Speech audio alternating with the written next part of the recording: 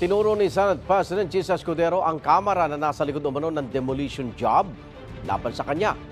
Kaugnay dyan at iba pang issue, sasagutin ni House Representative Spokesperson Atty. Princess Abante. Atty. Abante, magandang umaga po.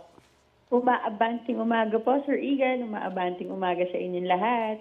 Una sa lahat, ano reaksyon nyo na Kamara ang pinaratangan ni Senate President Jesus Escudero na miyembro daw ng House of Representatives ang nasa likod ng umano'y demolition job laban sa kanya? Kami na naman po ba? Kami na naman po, House na naman po.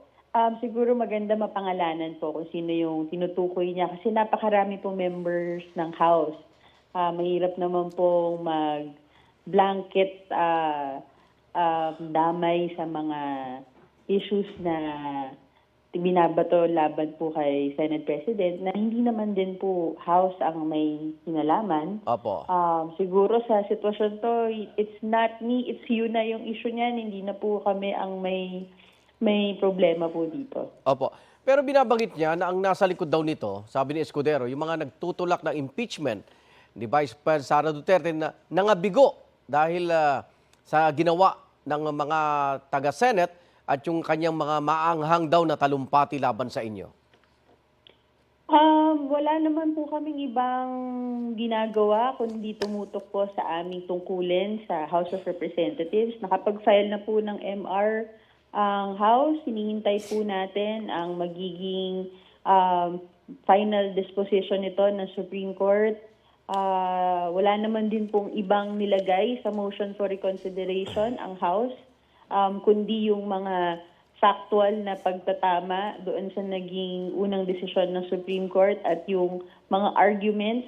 Wala naman pong naging diskusyon tungkol sa anuman pong iniisip po ni Senate President. So hindi ko po alam bakit kailangan maturo ang mga members ng House na nag-initiate ng impeachment. Wala naman pong personal na layunin ang mga members ng House dito. Ang Opo. gusto lang naman po ng House para sa impeachment ay yung pananagutan. So hindi po namin alam bakit yan po ang nagiging dahilan. So walang demolition job laban kay Escudero? Wala pong nanggagaling sa House. Ang tutok po ng House of Representatives ay ang trabaho at tungkulin nito. Ang trabaho po ng House ay hindi magsimula ng anumang away kahit kanino man. Okay. Nadadawid din ang isang congressman sa flood control projects, mga contractor, si Ako Bicol Party List Representative Elizalde Saldico na dati raw incorporator nito. Nakausap niya po ba si Congressman ko at anong paliwanag niya po rito? Hindi pa po kami, personally ako po, hindi ko pa po nakakausap si Congressman Saldico. Opo. Ang alam ko lang po tungkol sa issue ng flood control, ito po ay mayroon yung Public Accounts Committee po ay magsisimula na po sa kanilang hearing tungkol dito. Kahapon, pagkakaalam ko nga, nagkaroon na ng organizational meeting ang committee para Opo. maging mas handa na po para sa nalalapit na magiging pag-uusap ng committee to sa investigation. Opo. At nagsabi na rin na po si Congressman Terry Redon na handa naman na po sila kahit po yung mga binabanggit na mga involved na mga congressman ay hindi naman din po nila yan pababayaan na hindi mapakilala kung sino man talaga ang mga involved dito. Opo. Handa ho si Congressman Ridon na imbestigahan yung kanyang kasama sa Ako Bicol? I think ang importante po doon sa issue ng flood control is kung merong mga supposedly, allegedly involved, ay mapangalanan ng tama kasi ang nangyayari po is nagkakaroon ng mga blanket na mga accusations, no?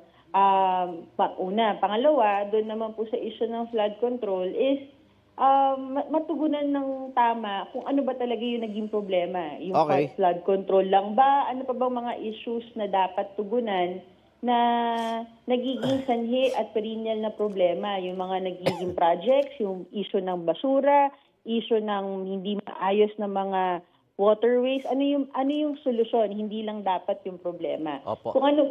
Kahapon naman din po, narinig ko din po yung media briefing ni Congressman Puno na Pagdating naman po sa pananagutan ng mga members ng House, meron naman din po sariling mga mechanisms ang bawat Member. chamber, Opo. Senate, and House to make their members accountable. Okay. Si Vice President Sara Duterte may hamon na ilabas din daw ang biyahe ng mga mambabatas dahil na-question yung kanyang pagbiyahe at pagpuna. Ano po tugon ng Kamara?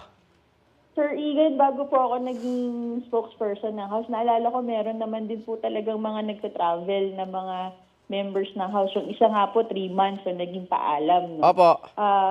Siguro, pwede naman po siguro yan. Meron naman siguro mekanismo ang House para dyan. No? Pero sa ngayon, tututok muna kami sa trabaho. Madami pong mga kailangan tugunan. Ngayong araw po na to, ang alam ko, ang magkakaroon na po ng turnover nung budget mula sa DBM papunta po sa House. Opo. Magsisimula na po ang mga budget hearings. Magsisimula na po ang iba't ibang Quadcom hearings, Tricom hearings, at yun nga yung pagtutugon sa problema tungkol sa mga flood control projects. No? Opo.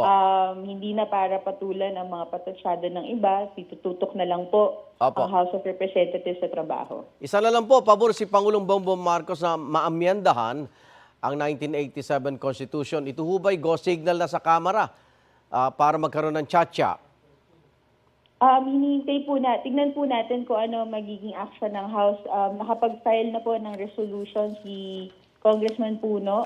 Opo. Sa kanya naman po, constitutional convention ang Yes. naging mode na pinopropose niya. Hindi ko po alam kung ano po ang magiging tugon ng iba pang members. There are more than 300 members ng House.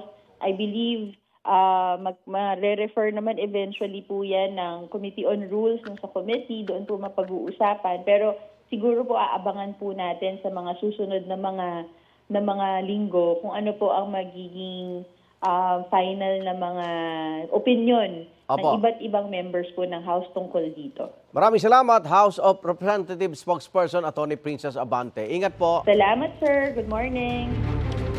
Igan, mauna ka sa mga balita, mag-subscribe na sa GMA Integrated News sa YouTube para sa iba't ibang ulat sa ating bansa.